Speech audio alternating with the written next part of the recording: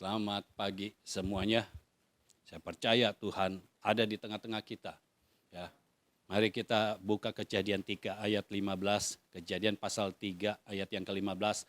Aku akan mengadakan permusuhan antara engkau dan perempuan ini, antara keturunanmu dan keturunannya. Keturunannya akan meremukkan kepalamu dan engkau akan meremukkan tumitnya.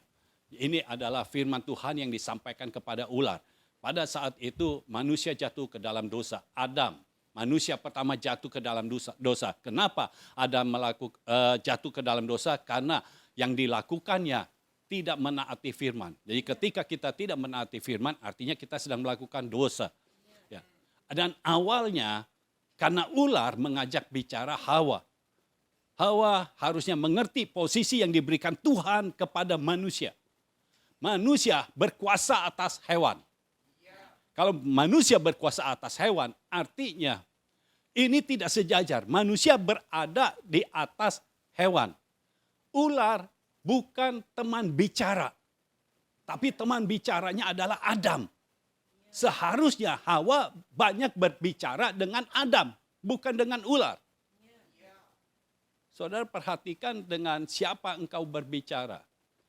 Karena kalau engkau berbicara bukan dengan orang yang diurapi Tuhan, maka saudara tidak bisa ada di dalam hadirat Tuhan.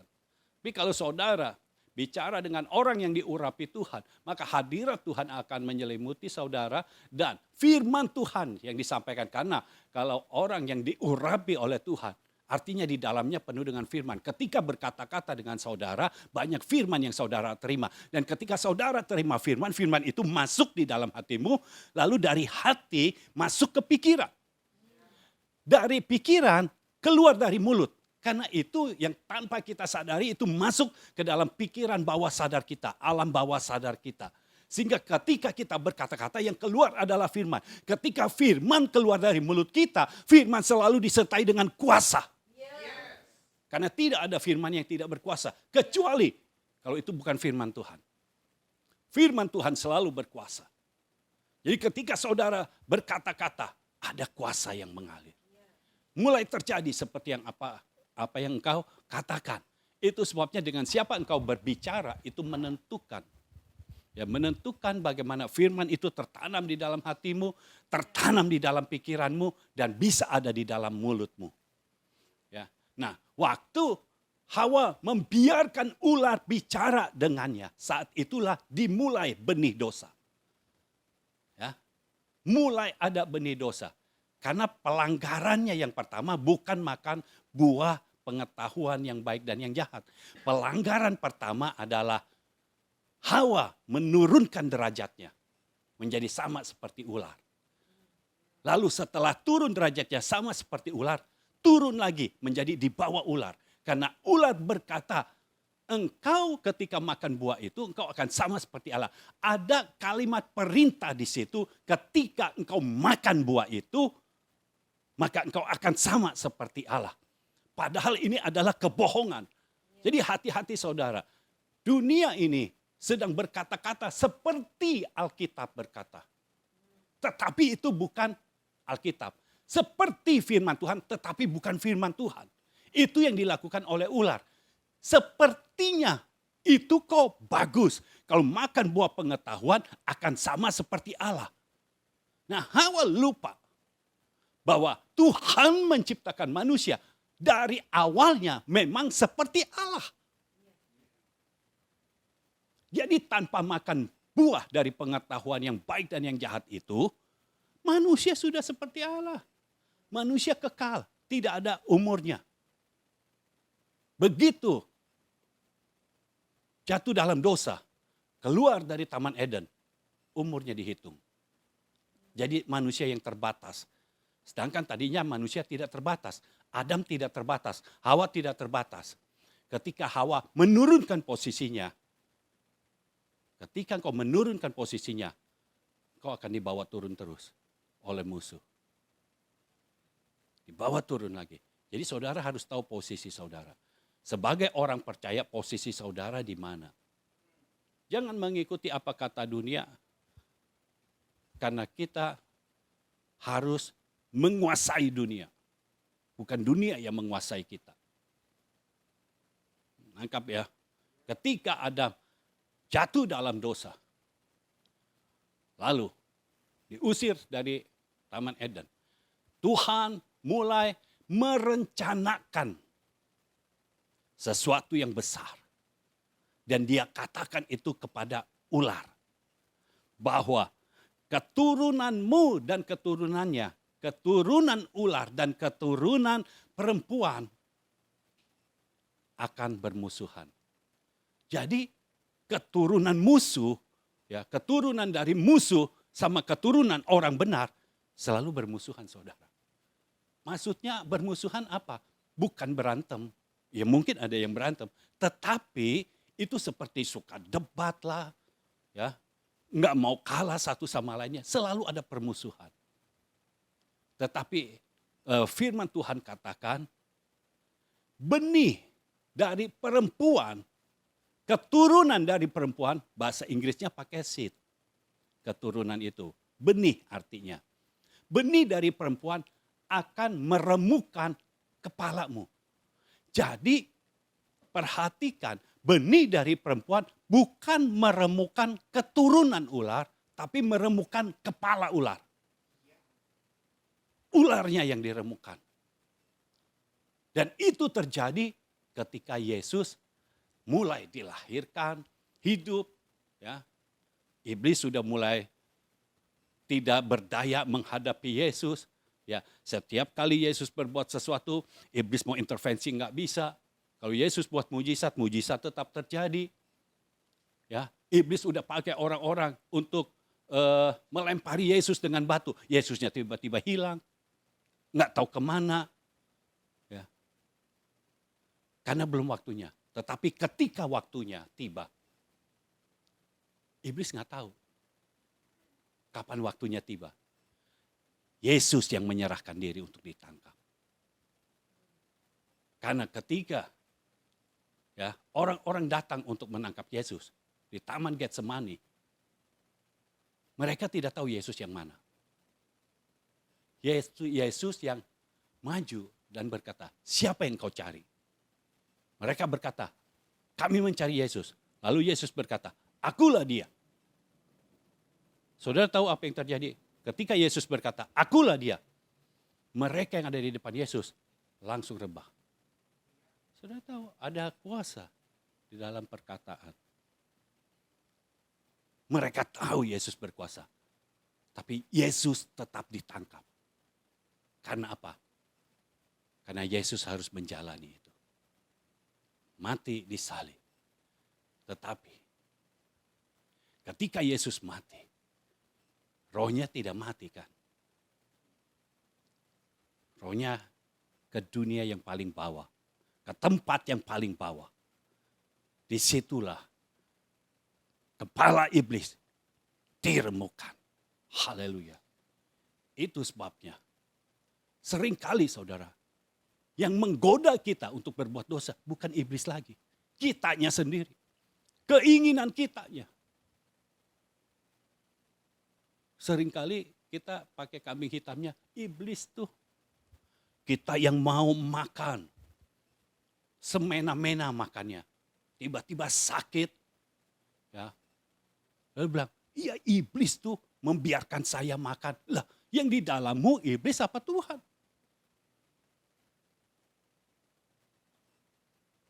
Itu keinginanmu sendiri.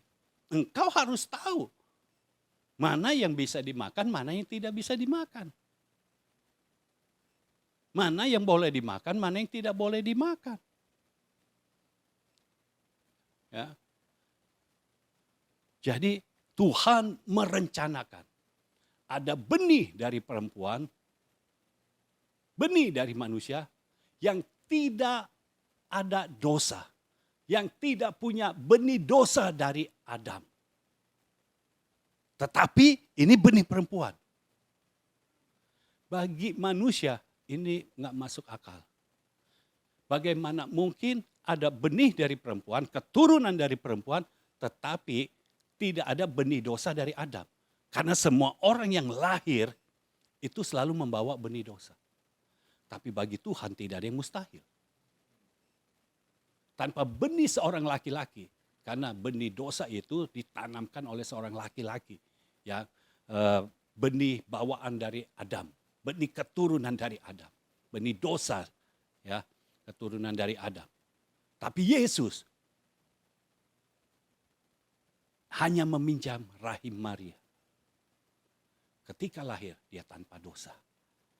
Karena tidak ada benih dosa di situ. Yesus sudah meremukkan kepala ular. Tapi ingat, ular itu belum dihukum. Belum dibuang ke lautan api. Jadi masih beredar.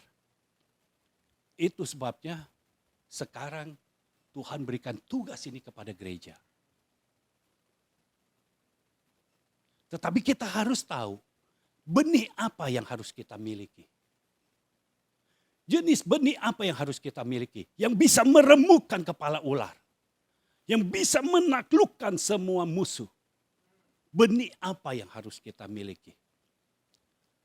Nah sekarang kita lihat dari Kejadian 12. Kita lihat dari benih Abraham.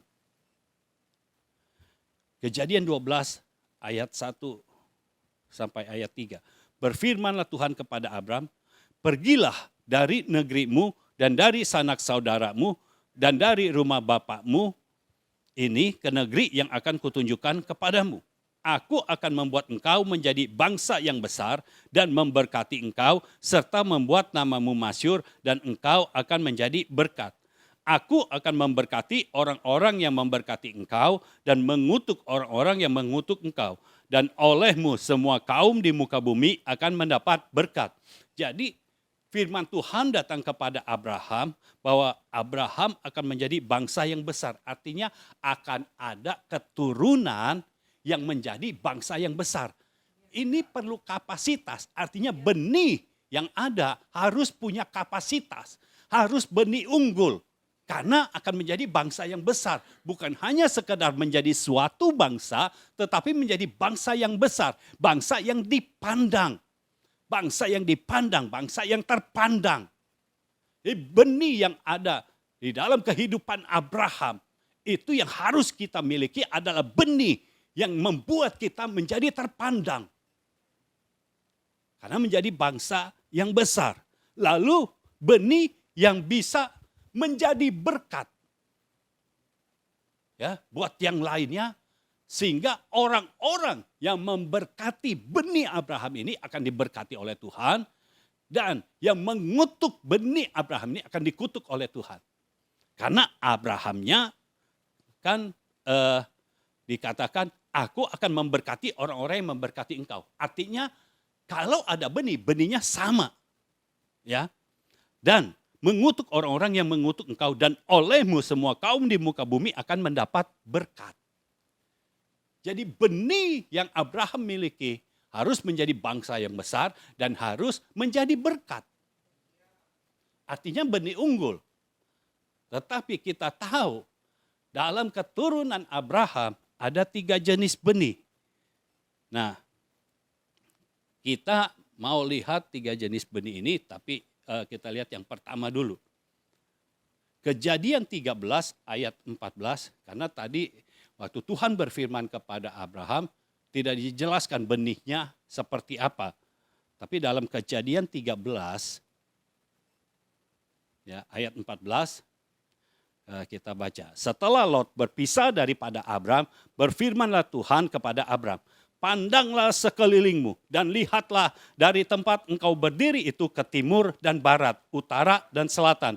Sebab seluruh negeri yang kau lihat itu akan kuberikan kepadamu dan kepada keturunanmu untuk selama-lamanya. Jadi akan diberikan kepada benih Abraham. Lalu ayat selanjutnya, dan aku akan menjadikan keturunanmu seperti debu tanah banyaknya. Sehingga jika seandainya ada yang dapat menghitung debu tanah, keturunanmu pun akan dapat dihitung juga. Jadi jenis benih yang pertama adalah jenis debu tanah. Benih debu tanah. Nah, benih debu tanah ini pertama kali dilihat oleh Abram, ya, oleh Abram atau Abraham, ketika Lot yang mengikuti dia itu pisah darinya. Ya, setelah berpisah, baru dia bisa melihat keturunannya itu seperti apa. Dan Tuhan kasih lihat keturunannya itu, benihnya itu seperti debu tanah. Siapa Lot? Ya kita tahu Lot keponakannya Abraham. Ponakannya Abraham. Tetapi Lot adalah tindakan ketidaktaatan Abraham. Ketika ada tindakan ketidaktaatan, maka benih yang dihasilkan adalah benih debu tanah. Abraham sering berjumpa dengan Lot. Karena firman Tuhan berkata, keluarlah dari sanak saudaramu. Ya, keluarlah dari negerimu, dari sanak saudaramu. Lot adalah sanak saudara Abraham. Jangan dibawa. Yang perlu dibawa adalah istrinya saja. Tetapi Abram saat itu bawa Lot. Jadi Lot itu adalah tindakan ketidaktaatan Abraham kepada Tuhan. Dan ketika dia berpisah, baru dia bisa melihat keturunannya ini seperti apa banyaknya. Dan Tuhan memperlihatkan seperti debu tanah. Karena apa? Karena dia bawa Lot. Baru saja dia berpisah dari Lot, baru dia bisa melihat. Selama Lot ada, justru dia tidak bisa melihat. Keturunannya itu seperti apa. Dibilang bangsa yang besar itu mana gitu. Karena Abram dan Sarai waktu itu belum punya anak. Ya. Lalu sekarang Tuhan memberikan penglihatan. Tetapi karena Lot dibawa oleh Abram, maka benih yang dihadirkan, yang dihasilkan adalah benih debu tanah. Ya. Lalu kita lihat lagi Kejadian 28. Kejadian 28 ayat yang ke-13. Berdirilah Tuhan di sampingnya dan berfirman, Akulah Tuhan, Allah Abraham nenekmu dan Allah Ishak. Tanah tempat engkau berbaring ini akan kuberikan kepadamu dan kepada keturunanmu. Keturunanmu akan menjadi seperti debu tanah banyaknya, dan engkau akan mengembang ke sebelah timur, barat, utara, dan selatan. Dan olehmu serta keturunanmu semua kaum di muka bumi akan mendapat berkat. Nah yang kedua, ini firman Tuhan kepada Yakub. Kepada Yakub, Tuhan berfirman bahwa keturunanmu akan menjadi seperti debu tanah. Diulangi lagi apa yang dilihat oleh Abraham ketika berpisah dari Lot. Sekarang ada di dalam hidup Yakub. Siapa Yakub? Yakub artinya penipu. Saudara tahu, kita tidak bisa berdusta karena Allah kita bukan Allah dusta. Bapa segala dusta adalah musuh, iblis, ular. Itu sebabnya ketika firman Tuhan ini datang kepada Yakub yang adalah penipu, maka yang dilihat adalah banyaknya seperti debu tanah. Oh, saya berharap saudara mengerti akan hal ini. Yakub sering ada pergumulan karena dia menipu. Dan orang yang menipu biasanya akan ditipu. Itu sebabnya orang yang akan menipu kalau dia tidak berhenti menipu, dia akan terus ditipu. Dia menipu Ishak, dia menipu Yakub, dia menipu Esau, maksudnya Esau. Jadi bapaknya ditipu, kakaknya ditipu. Kita lagi bicara Yakub ya, lagi bicara keturunan Abraham. Jadi Ishak ditipu dengan mengaku dia sebagai Esau. Esau ditipu karena diambil hak kesulungannya dengan diganti dengan bubur kacang merah. Ya, ditipu. Ketika dia pergi lari karena dia takut, karena Esau marah, hak kesulungannya hilang. Makanya saudara, yang sudah terima Tuhan Yesus, yang saudara percaya menjadi orang benar, saudara itu semuanya tidak terkecuali, saudara semuanya punya hak kesulungan. Jadi bukan milik satu orang, tapi semua orang punya hak kesulungan. Hak kesulungan itu apa? Saudara mendapatkan double portion, itu hak kesulungan. Saudara mendapat 2 kali lipat. Nah, Esau yang pertama berkata, hak kesulungan itu nggak ada artinya. Jadi hanya cuma berkata saja, ya ditukar dengan bubur kacang merah. Ya, dia makan bubur karena dia habis berburu, dia lapar, dia makan kayaknya dia lebih segar. Dan dia cuma ngomong, ya ambillah hak kesulungan. Ya, saudara tahu, kalau Tuhan sudah menetapkan hak kesulungan di dalam hidupmu, tetapi engkau meremehkannya. Lalu engkau memberikannya begitu saja. Walaupun engkau bukan memberikan secara kenyataan, tetapi hanya berkata saja. Tetapi di dalam roh itu sudah terjadi. Esau menganggap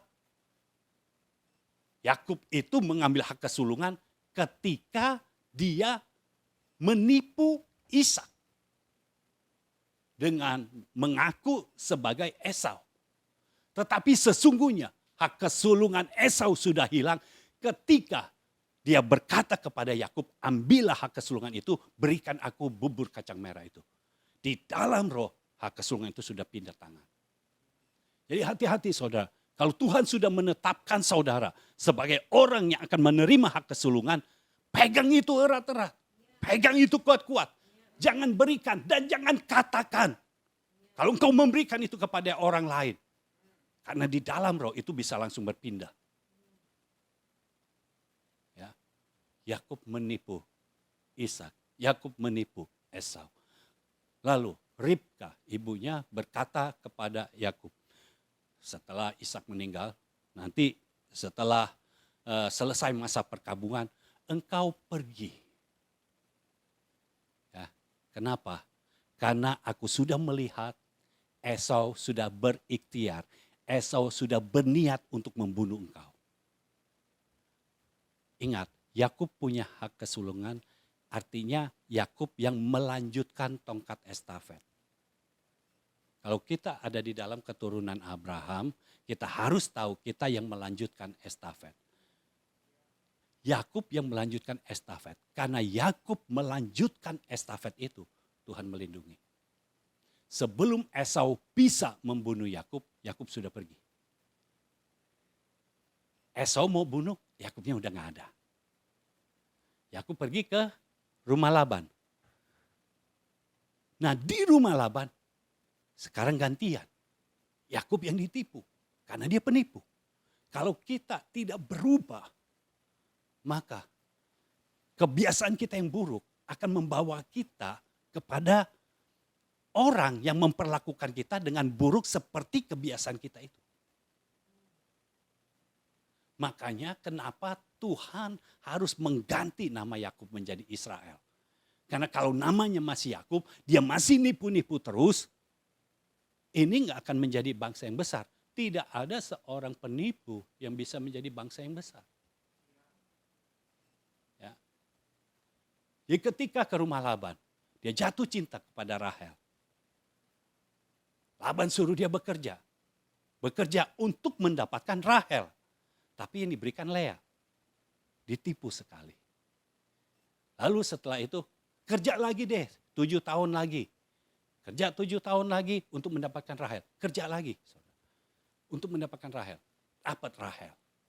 Ya, tetapi yang tadinya kerja 7 tahun jadi 14 tahun. Yang tadinya harusnya langsung mendapat Rahel, mendapat Lea dulu. Ya, padahal Yakub cintanya kepada Rahel. Lalu setelah itu kan dia nggak dapat apa-apa, dia nggak punya apa-apa. Laban berkata, engkau bekerja lagi lah, itu 6 tahun lagi. Jadi Yakub ada di rumah Laban 20 tahun. Ya, dia mulai bekerja lagi untuk mendapatkan kekayaannya, hartanya. Karena waktu dia bekerja di rumah Laban 14 tahun itu dia nggak dapat apa-apa. Dia bekerja lagi. Ditipu, saudara. Yakub ditipu.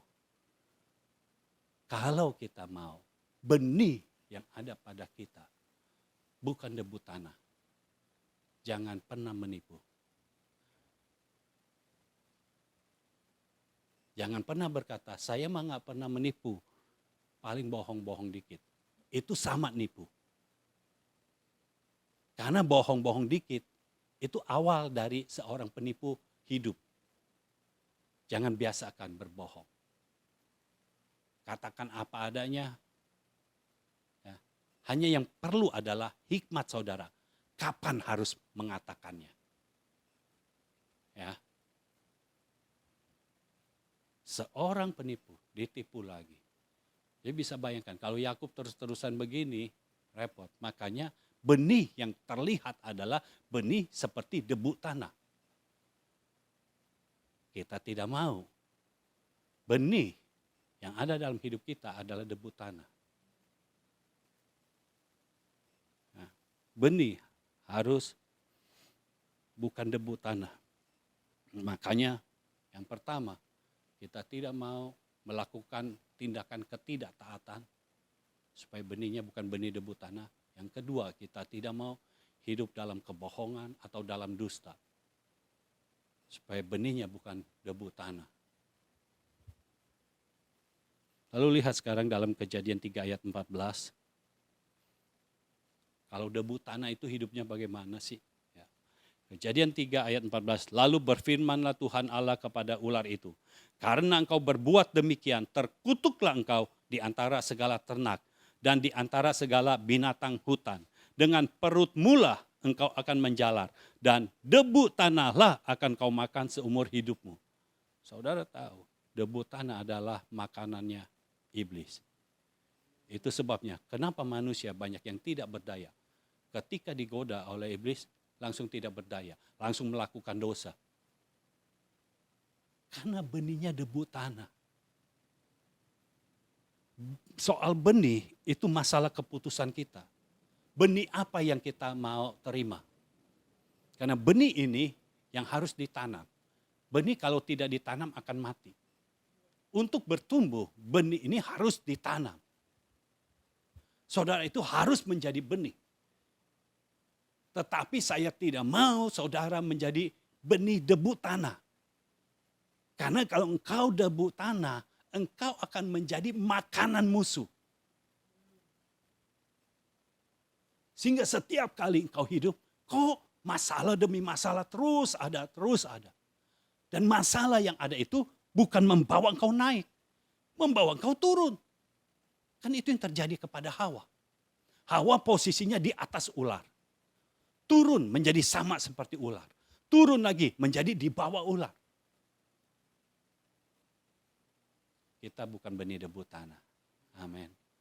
Kita tidak mau menjadi benih debu tanah. Makanya jangan lakukan tindakan ketidaktaatan, jangan lakukan tipuan, jangan lakukan dusta.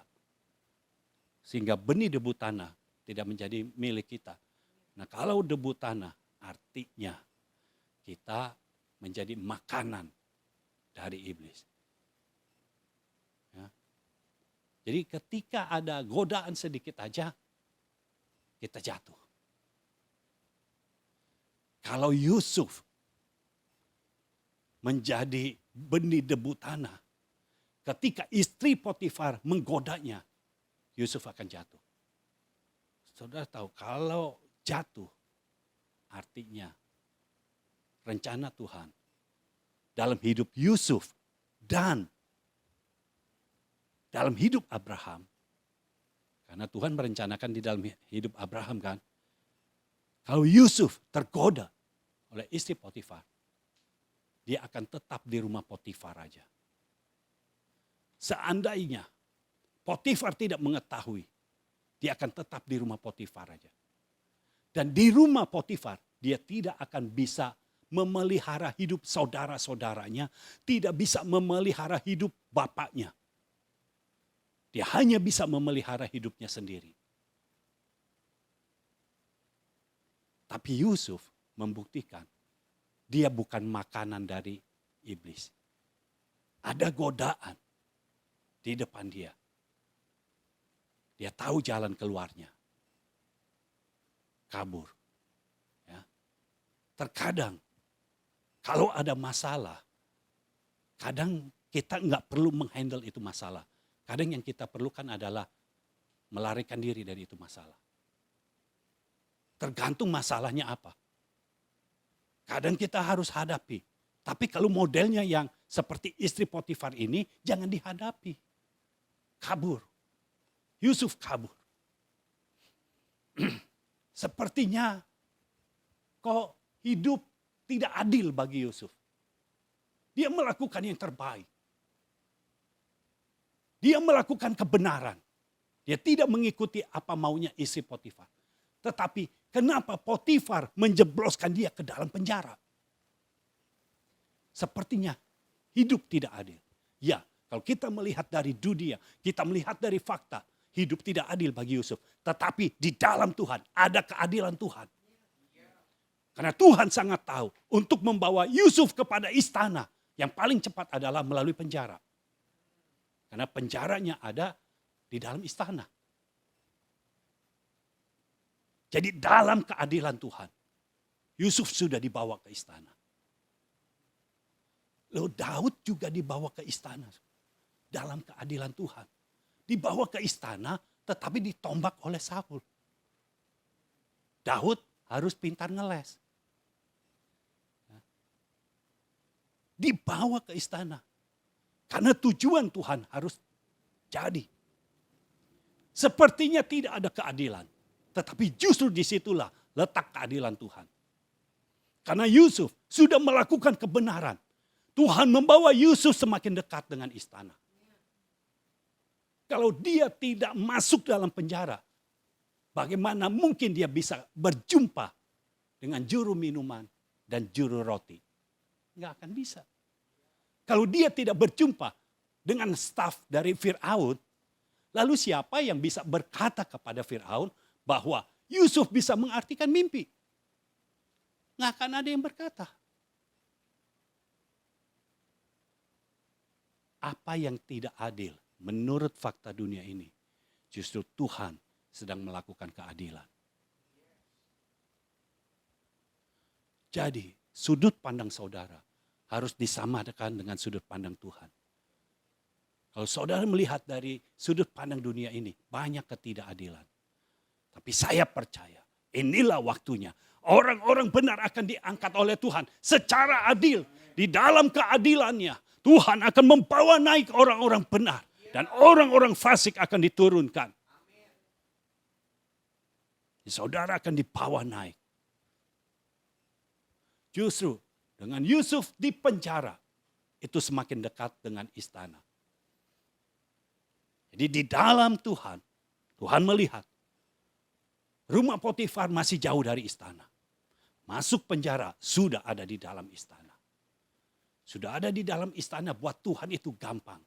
Jeblosin aja juru minuman, juru roti. Padahal mereka nggak tahu masalahnya apa. Fir'aun nggak suka aja. Juru minuman sama juru roti masuk dalam penjara. Nah, kita bisa melihat bahwa itu Tuhan yang tentukan. Ada campur tangan Tuhan. Bagaimana mungkin ya di dalam penjara itu kan banyak sel. Banyak sel, saudara. Nggak mungkin cuma satu, banyak sel. Tapi kok bisa juru minuman dan juru roti ini dimasukkan ke dalam sel di mana Yusuf berada? Sebelumnya nggak ada yang dimasukkan ke situ, Yusuf sendiri. Kok bisa begitu? Itulah campur tangan Tuhan. Ini narapidana yang nggak biasa. Bukan narapidana biasa. Ada campur tangan Tuhan. Saudara tahu, seandainya saudara mengalami kekelaman, tapi kalau saudara melakukan kebenaran dan harus menjalani kekelaman, dengar, Tuhan ada di situ. Bagi Daud, lebih baik aku ada di dalam kekelaman, tapi Tuhan ada bersama-sama dengan aku, daripada aku ada di istana, tetapi Tuhan tidak ada bersama-sama dengan aku. Jadi kalau kita melakukan kebenaran, Kita melakukan firman Tuhan. Di dalam kekelaman pun hidup kita ada di dalam tangan Tuhan. Dan lihat lompatan yang Tuhan berikan. Kalau bukan Tuhan pasti tidak mungkin. Yusuf dipanggil oleh Firaun. Yusuf sudah dikenal sebagai orang Ibrani. Sebagai orang yang tidak dianggap di Mesir. Ya, orang yang tidak dianggap, kaum yang tidak dianggap di Mesir. Artinya ada orang-orang lain yang ada di Mesir dan memang tidak dianggap oleh orang Mesir. Bagaimana mungkin orang yang tidak dianggap, orang yang tidak ada pengalaman di dalam pemerintahan, tidak ada pengalaman di dalam manajemen. Ya, backgroundnya Yusuf adalah homeschooling. Ya, dia diajarin oleh bapaknya. Pengalaman secara praktek tidak ada. Tetapi ketika Tuhan yang memakai Firaun untuk berkata, engkaulah yang menjadi penguasa. Tidak ada satu orang pun yang menolak. Tuhan bisa memakai orang fasik untuk mewujudkan rencananya di dalam hidupmu. Percayalah, ketika Tuhan mulai bertindak dalam hidupmu, engkau melakukan kebenaran, maka Tuhan akan membawa engkau naik. Yusuf bukan benih debu tanah. Walaupun Yakub ketika melihat, diperlihatkan debu tanah. Tetapi Yusuf bukan debu tanah. Karena dia tidak menjadi makanan iblis. Bukan menjadi makanan ular. Ya. Lalu lihat, ini saudara, kalau benih debu tanah, repot, tidak berdaya. Pengkhotbah 12. Pengkhotbah 12 ayat yang ke-7. Dan debu kembali menjadi tanah seperti semula. Dan roh kembali kepada Allah yang mengaruniakannya.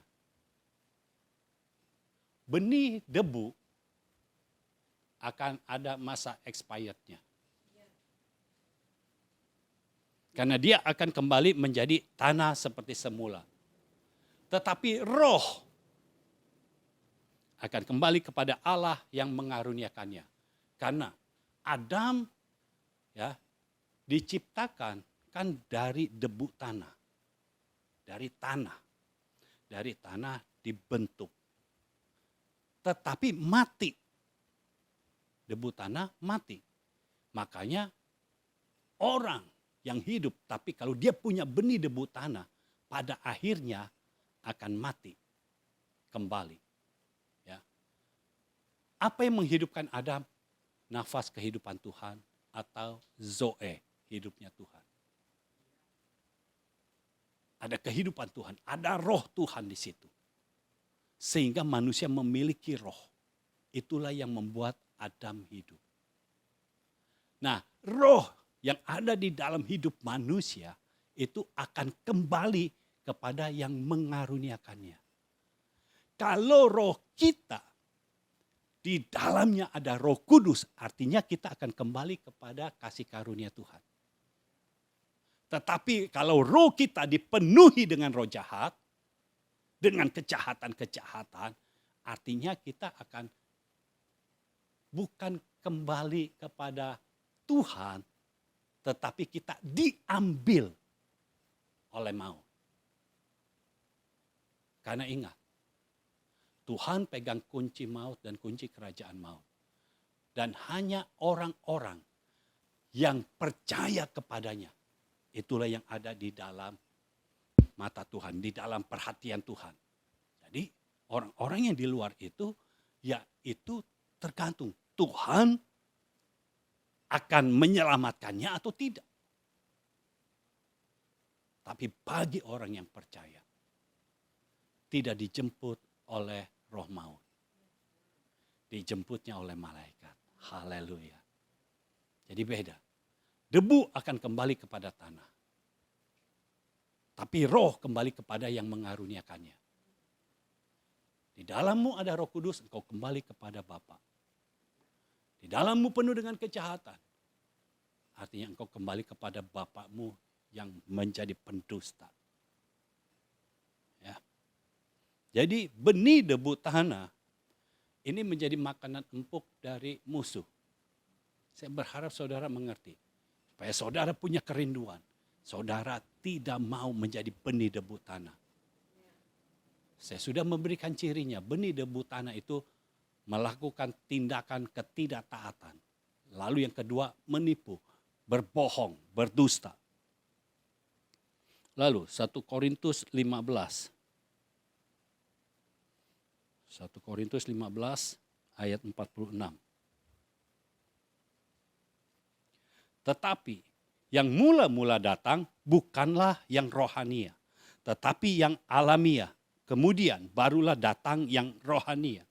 Manusia pertama berasal dari debu tanah dan bersifat jasmani. Manusia kedua berasal dari sorga.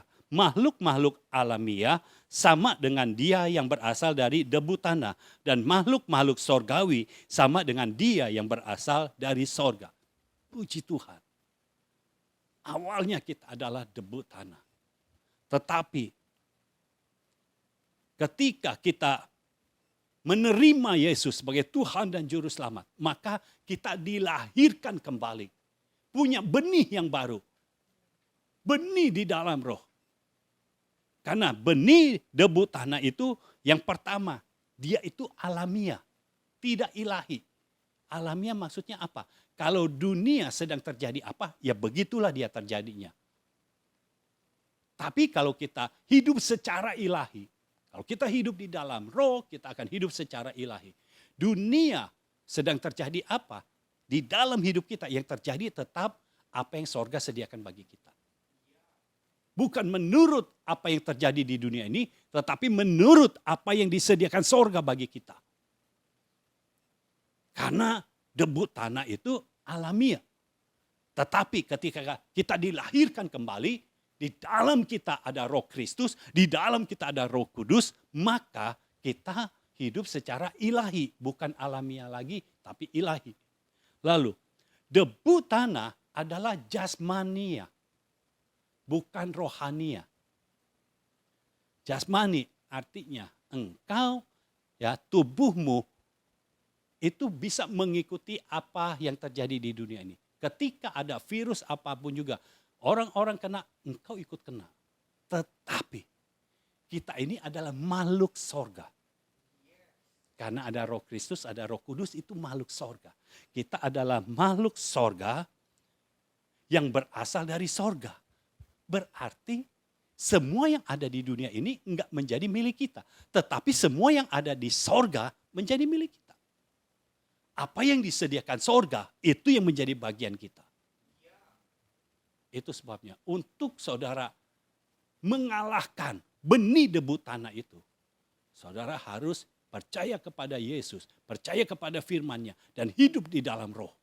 Supaya yang terjadi dalam hidupmu adalah secara ilahi, bukan secara alami lagi. Ya.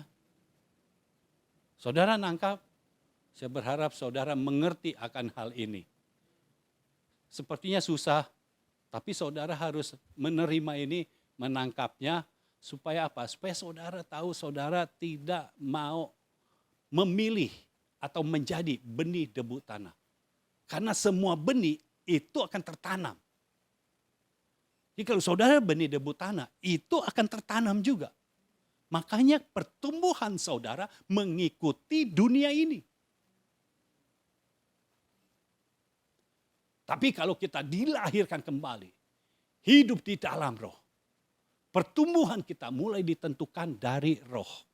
Bukan dari jasmani, tapi dari roh. Dan roh yang menentukan, jasmani kita akan menjadi kuat. Karena roh kita kuat. Saudara bisa bayangkan, di dalam roh kita ada Roh Kristus, ada Roh Kudus. Ini yang harus mempengaruhi jasmani kita, tubuh lahiriah kita. Sehingga tubuh kita ini tidak lemah. Tubuh kita ini kuat. Ya. Hanya roh yang bisa memampukan itu. Tapi kalau saudara tidak ada kelahiran baru di dalam roh, maka engkau mengikuti yang alami. Yang alami, tubuh manusia ini makin bertambah umur, makin lemah. Tetapi di dalam Tuhan, roh yang di dalam kita akan membuat tubuh jasmani kita ini makin tambah umur, makin kuat. Makin segar. Makin gemuk. Dalam arti kata sehat. Makin kuat. Di dalam Tuhan, Tuhan bisa memberikan yang berkebalikan dari apa yang dunia ini berikan.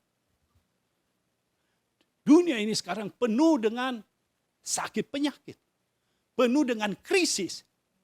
Tetapi di dalam Tuhan, kita penuh dengan sukacita ilahi, penuh dengan damai sejahtera. Karena berkat-berkat kita bukan berasal dari dunia ini, berkat-berkat kita berasal dari sorga, dari Tuhan sendiri. Berkat yang berasal dari sorga tidak akan dicuri oleh pencuri. Tapi yang namanya berkat dari dunia ini akan dicuri oleh iblis. Pencuri akan mencuri, membunuh dan membinasakan. Tetapi ketika Tuhan hadir dalam hidup kita, kita menerima Tuhan Yesus, kita menerima baptisan Roh Kudus, maka pencuri tidak bisa mencuri. Karena apa yang Tuhan berikan kepada kita adalah kekal. Pencuri tidak bisa mencurinya. Kalau kita mau, tidak dicuri. Damai sejahtera kita tidak dicuri. Sukacita kita tidak dicuri. Kita harus menerima damai sejahtera yang berasal dari sorga. Sukacita, sukacita ilahi. Bukan sukacita dari dunia ini. Tapi sukacita ilahi itu yang tidak bisa dirampas. Karena ketika Tuhan memberikan, iblis itu langsung seperti ada batasan. Tidak bisa masuk dalam kehidupan kita. Sudah dibatasi. Saudara harus mengerti bahwa segala sesuatu di dunia ini ketika bekerja itu sudah diatur oleh Tuhan, ada ukurannya. Sama seperti pencobaan atau masalah tidak boleh melebihi kekuatan manusia. Itu umum. Orang yang percaya kepada Tuhan atau orang yang tidak percaya kepada Tuhan mengalami masalah, sebenarnya masalah itu di bawah kekuatan manusia.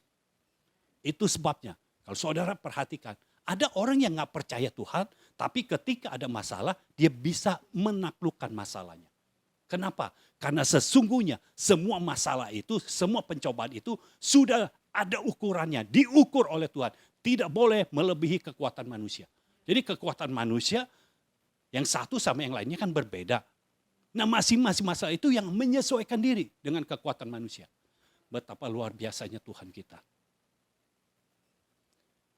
Kenapa orang bisa kalah oleh masalah? Karena dia tidak mengerti bahwa dia punya kekuatan di atas masalah. Kalau dia mengerti, dia akan bangkit. Dia pasti cari cara untuk bisa melakukan segala sesuatu. Sehingga masalah itu ditaklukkan. Masalahnya dia mengikuti masalah. Masalah menekannya dia diikut aja. Padahal seharusnya ini udah salah posisi. Manusia yang harus ada di atas masalah. Tapi bagi orang yang percaya, engkau bukan hanya punya kekuatan manusia untuk menaklukkan masalah, engkau punya jalan keluar yang diberikan oleh Tuhan yang setia kepada engkau. Sehingga engkau punya jalan yang ilahi, jalan keluar yang ilahi. Amin. Tuhan berkuasa. Jangan mau hidup menjadi benih debu tanah. Tapi hiduplah di dalam roh. Sehingga kita bisa hidup secara ilahi, bukan alami lagi. Kita hidup secara rohani, bukan secara jasmani lagi. Sehingga yang mempengaruhi kita adalah roh kita. Kita hidup bertambah umur, kita akan bertambah kuat, bertambah sehat, bertambah gemuk, bertambah segar. Tidak ada yang bisa membatasi kita. Karena Tuhan ada di dalam kita. Amin. Mari bangkit berdiri, kita berdoa. Bapa di surga, kami mengucap syukur Tuhan untuk semua yang telah Engkau berikan dalam hidup kami. Terima kasih Tuhan untuk firman-Mu pada hari ini. Biar Engkau terus bekerja. dalam hidup kami. Karena di dalam hidup kami, debu tanah tidak boleh mengambil alih hidup kami. Tapi roh yang di dalam kami itulah yang mengambil alih hidup kami. Kami percaya ketika kami hidup di dalam roh, maka persediaan sorga akan menjadi milik kami. Bukan apa yang dunia tawarkan ini yang menjadi milik kami, tetapi yang disediakan sorga itu yang menjadi milik kami. Terima kasih Bapa. Kami percaya Engkau terus mengerjakannya dalam hidup kami, sehingga kami makin mengerti firman-Mu, kami tahu posisi kami, dan kami bisa melakukannya sesuai dengan yang Engkau inginkan dalam hidup kami. Terima kasih Bapa, kami mengucap syukur kepadamu di dalam nama Tuhan Yesus Kristus. Amin. Amin. Amin.